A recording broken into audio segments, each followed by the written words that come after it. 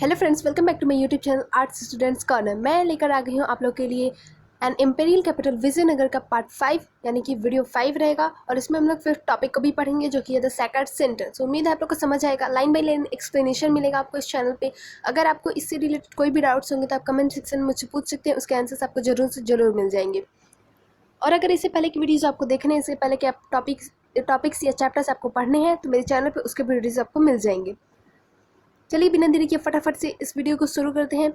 अगर अच्छा लगे तो लाइक कर दीजिएगा, अपने फ्रेंड्स के साथ शेयर कर दीजिएगा और चैनल को सब्सक्राइब करना मत भूलिएगा। और हाँ, अपने साथ बुक्स खोल के जरूर बैठिए ताकि आपको समझने में आसानी हो। अब फटाफट से शुरू करते हैं fifth topic, the second centre, जिसका कि मतलब है धार्मिक केंद्र। इससे पहले हम लोग पढ़ चुके हैं कि विजयनगर का स्ट्रक्चर कैसा था, वहाँ पे मतलब किस तरह से कुछ बनावट थी उस शहर की। ये सब हम लोग इसके पहले के टॉपिक्स में पढ़ चुके हैं। और कृष्ण देव राय के बारे में भी हम लोग पहले पढ़ चुके हैं। अब हम लोग इसमें पढ़ेंगे द सेकंड सेंटर, धार्मिक केंद्र। इसका फर्स्ट सब टॉपिक है चूजिंग अ कैपिटल यानी राजधानी का चयन। We now move to the rocky northern end of the city on the banks of the Tungabhadra यानी कि रिवर तुंगभद्रा। अब हम तुंगभद्रा नदी के तट से लगे शहर के चट्टानी उत्तरी भाग की ओर ध्यान केंद्रित करते हैं। According to local tradition these hills shelter the monkey kingdom of Vali and Sugriva mentioned in the Ramayana. तो स्थानीय मान्यताओं के अनुसार ये पहाड़ियां रामायण में उल्लिखित बाली और सुग्रीव के वानर राज्य की रक्षा करती थी। Other traditions suggest that Pampa Devi, the local mother goddess, did penance in these hills in order to marry Virupaksh, the guardian deity of the kingdom, also recognized as a form of Shiv. अन्य मान्यताओं के अनुसार स्थानीय मातृ देवी पंपा देवी ने इन पहाड़ियों में विरूपाक्ष, जो राज्य के संरक्षक देवता तथा शिव का एक रूप माने जाते हैं, से विवाह के लिए तप किया था। Among these hills are found Jain temples of pre-Vijayanagar period as well. In other words, this area was associated with several sacred traditions. आज तक यह विवाह विरूपक्ष मंदिर में हर वर्ष धूमधाम से आयोजित किया जाता है। To this day, this marriage is celebrated annually in the Virupaksh temple. ये लाइन छूट गया था, सॉरी। इन पहाड़ियों में विजयनगर साम्राज्य की पूर्वकालिक जैन मंदिर भी मिले हैं। दूसरे शब्दों में यह क्षेत्र कई धार्मिक मान्यताओं से संबद्ध था। Temple building in the region had a long history going back to dynasties such as the Pallavas, Chalukyas, Hoysalas and Cholas. इस क्षेत्र में मंदिर निर्माण का एक लंबा इतिहास रहा है जो पल्लव, चालुक्य, होयसाल तथा चोल वंशों तक जाता है। Rulers very often encouraged temple building as a means of associating themselves with the divine. Often the deity was explicitly or implicitly identified within the king. आमतौर पर शासक अपने आप को ईश्वर से जोड़ने के लिए मंदिर निर्माण को प्रोत्साहन देते थे। अक्सर देवता को व्यक्त अथवा अव्यक्त रूप से राजा से जोड़ा जाता था।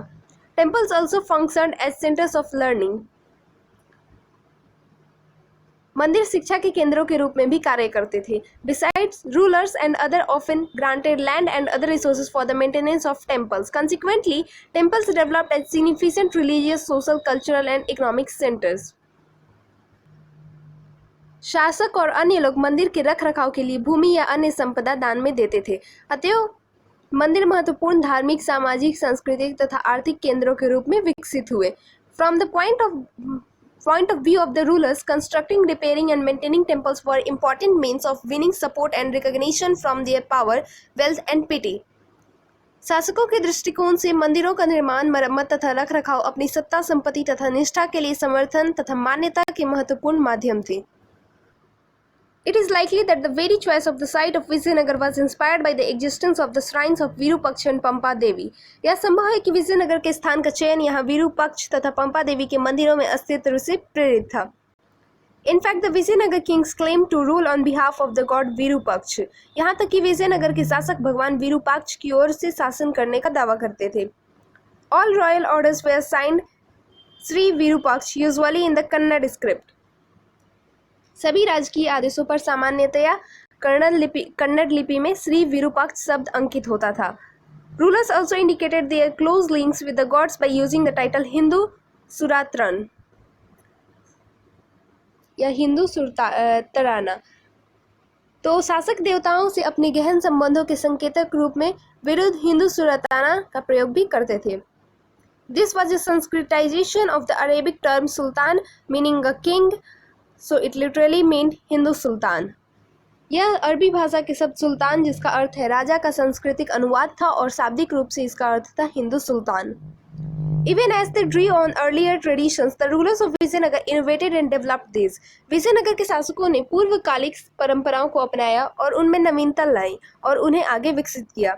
Royal portrait sculpture was now displayed in temples, and the king's visit to temples were treated as important state occasion on which he was accompanied by the important nayaks of the empire.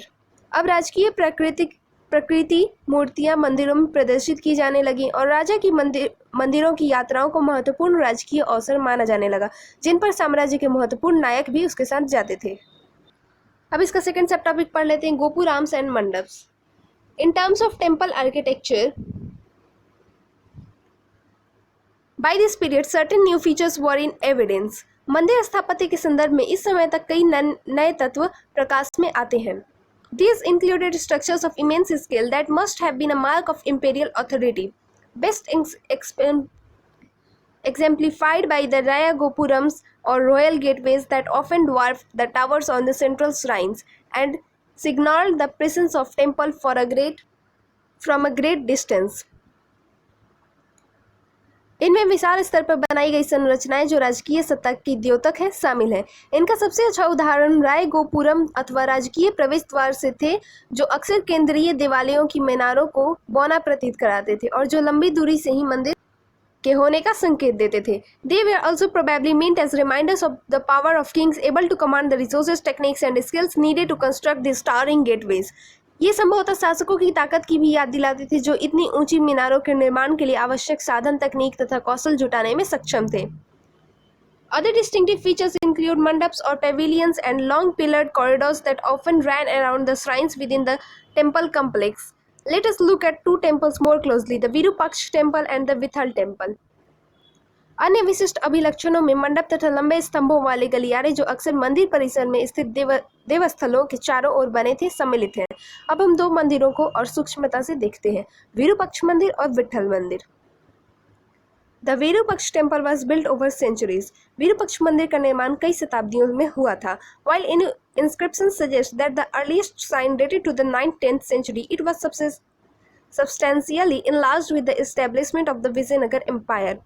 हालांकि अभिलेखों से पता चलता है कि सबसे प्राचीन मंदिर 9वीं-10वीं शताब्दियों का था. विजयनगर साम्राज्य की स्थापना के बाद इसे कहीं अधिक बड़ा किया गया था. The hall in front of the main shrine was built by Krishnadevaraya to mark his accession. मुख्य मंदिर के सामने बड़ा मंडप कृष्णदेवराय ने अपने राज्यारोहण के उपलक्ष्य में बनवाया था. This was decorated with delicately carved pillars. इसे सूक्ष्मता से उत्कीर्णित स्तंभों से सजाया गया था. He is also credited with the construction of the eastern gopuram. पूर्वी गोपुरम के निर्माण का श्रेय भी उसे ही दिया जाता है. These additions meant that the central shrine came to occupy a relatively small part of the complex. इन परिवर्तनों का अर्थ था कि केंद्रीय देवालय पूरे परिसर में एक छोटे भाग तक सीमित रह गया था. The halls in the temple were used for a variety of purposes. मंदिर के सभागारों का प्रयोग विविध प्रकार के कार्यों के लिए होता था. Some were spaces in which the images of gods were placed to witness special programs of music, dance, drama, etc. इनमें से कुछ ऐसे थे जिनमें देवताओं की मूर्तियां संगीत, नृत्य और नाटकों के विशेष कार्यक्रमों को देखने के लिए रखी जाती थी. Others were used to celebrate the marriages of deities and yet others were meant for the deities to swing in. अन्य सभागारों का प्रयोग देवी देवताओं के विवाह के उत्सव पर आनंद मनाने और कुछ अन्य का प्रयोग देवी देवताओं को झूला झुलाने के लिए होता था. Special images distinct from those kept in a small central shrine were used on these occasions. इन अवसर पर विशिष्ट मूर्तियों का प्रयोग होता था जो छोटे केंद्रीय देवालयों में स्थापित मूर्तियों से भिन्न होती थी. Another shrine, the Vitthal temple, is also interesting. दूसरा देवस्थल विट्ठल मंदिर भी रोचक है. Here the principal deity was Vitthal, a form of Vishnu generally worshipped in Maharashtra. यहाँ के प्रमुख देवता एक विट्ठल थे जो सामान्यतः महाराष्ट्र में पूजे जाने वाले विष्णु के एक रूप माने जाते हैं.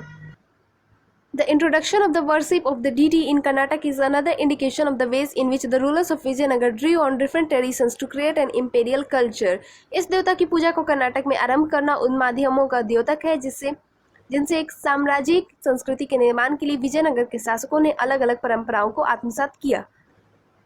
As in the case of other temples, this temple too had several halls and a unique shrine design as a chariot. अन्य मंदिरों की तरह ही इस मंदिर में भी कई सभागार तथा रथ के आकार का एक अनूठा मंदिर भी है। A characteristic feature of the temple complexes is the chariot streets that extended from the temple gopuram in a straight line. मंदिर परिसरों की एक चारित्रिक विशेषता रथ गलियां हैं जो मंदिर के गोपुरम से सीधी रेखा में जाती हैं। These streets were paved with stone slabs and lined with pillared pavilions in which merchants set up their shops. इन गलियों का फर्श पत्थर के टुकड़ों से बनाया गया था और इनके दोनों ओर स्तंभ वाले मंडप थे जिनमें व्यापारी अपनी दुकानें लगाया करते थे।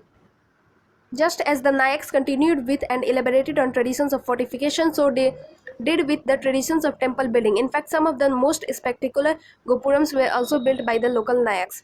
जिस प्रकार नायकों ने किलेबंदी की परंपराओं को जारी रखा तथा अधिक व्यापक बनाया, ठीक वैसे ही उन्होंने मंदिर निर्माण की परंपराओं के संदर्भ में भी किया।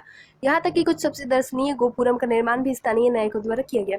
सो फ्रेंड्स, हमारा फिफ्थ टॉपिक खत्म हो गया। अगला टॉपिक हम लोग नेक्स्ट वीडियो में स्टार्ट करेंगे। उम्मीद है आप लोग को समझ आया होगा। अगर कोई डाउट होगा आप कमेंट सेक्शन में पूछ सकते हैं। लाइक कर दीजिएगा, शेयर कर दीजिएगा और चैनल